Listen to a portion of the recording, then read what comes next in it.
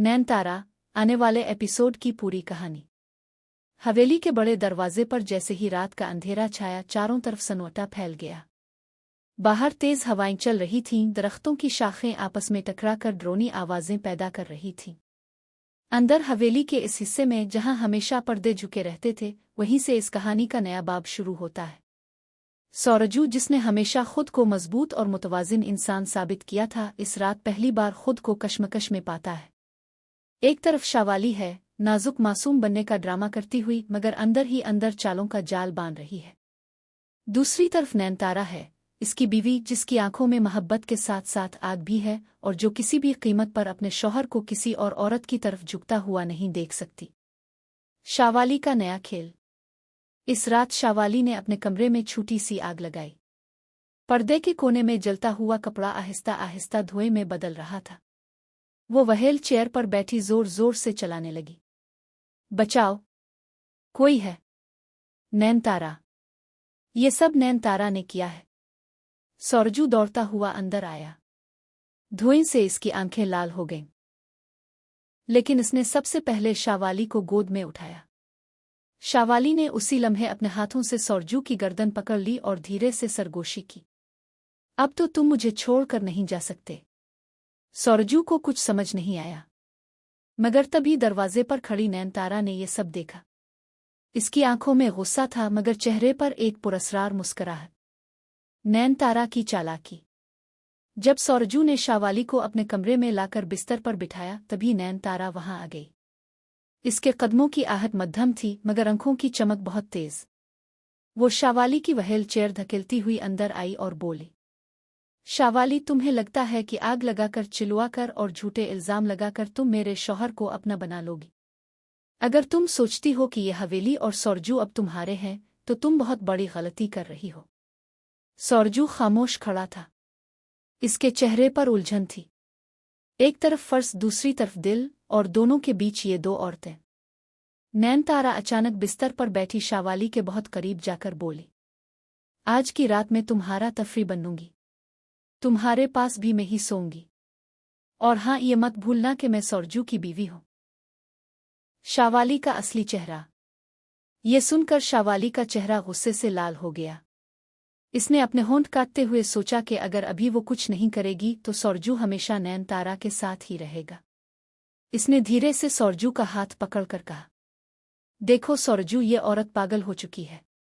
अगर तुमने अभी फैसला नहीं लिया तो तुम्हारी जिंदगी बर्बाद हो जाएगी। मगर तभी नैनतारा जोर से हंस पड़ी और बोली, पागल मैं नहीं, पागल तुम हो शावाली। और सुन लो, मैंने तुम्हारे सारे राज जान लिए हैं। कमरे में अचानक सन्नाटा छा गया। राज का इंकिशाफ। नैनतारा ने एक फाइल मेज पर फेंकी। इसमें पुरानी मेडिकल रिपोर्ट्स, अस्पताल के बिल और एक सीडी थी। इसने सौरजू की तरफ देखते हुए कहा, ये देखो। शावाली कभी व्हील चेयर पर बैठने लायक ही नहीं थी। ये सब एक ड्रामा है। वो चल सकती है, दौड़ सकती है, मगर मासूम बनकर तुमसे हमदर्दी ले रही है। सौरजू शशदर रह गया। शावाली का चेहरा सफेद पड़ गया। इसने कांपते हुए कहा, ये सब झूठ है। मगर नैनतारा ने उसी वक्त सीडी चला दी। इसमें साफ दुख रहा था कि शावाली आधी रात को अकेली बागीचे में घूम रही है, बगैर व्हील चेयर के। बड़ा धमाका। सौरजू के पैरों तले जमीन खिसक गई। वो चीख कर बोला, शावाली, तुमने मुझसे ये सब क्यों छुपाया? क्यों मेरे दिल और मेरी बीवी के बीच आना चाहा? शावाली की आंखों से आंसू बहने लगे, मगर ये आंसू भी जाली थे। इसने कहा, मैंने ये सब तुम्हें पाने के लिए किया, क्योंकि मैं तुमसे बहुत मोहब्बत करती हूं। नैनतारा ने ठंडी सांस लेते हुए कहा, मोहब्बत नहीं, जुनून है तुम्हारा। और जुनून कभी किसी को अपना नहीं बना सकता। मगर कहानी यहीं खत्म नहीं हुई। असली मास्टर प्लान। जैसे ही सौरजू गुस्से में कमरे से बाहर जाने लगा, अचानक हवेली की बत्तियां बुझ गईं। हर तरफ अंधेरा छा गया। शावाली की हंसी गूंज अलिफाटे, तुम्हें लगता है कि मैं अकेली हूं? नहीं नैनतारा, इस हवेली की आधी जायदाद मेरे नाम है। और तुम्हें पता है ये सब किसने करवाया? तुम्हारे अपने ही घर वालों ने। नैनतारा हुकुआ बकुआ रह गई। तभी बाहर से तेज कदमों की आहट आई। हवेली के बुजुर्ग, सौरजू के वालिद और बाकी घर वाले वहां जमा हो गए। सबके चेहरों पर डर और बेचैनी थी। चौंकाने वाला सच।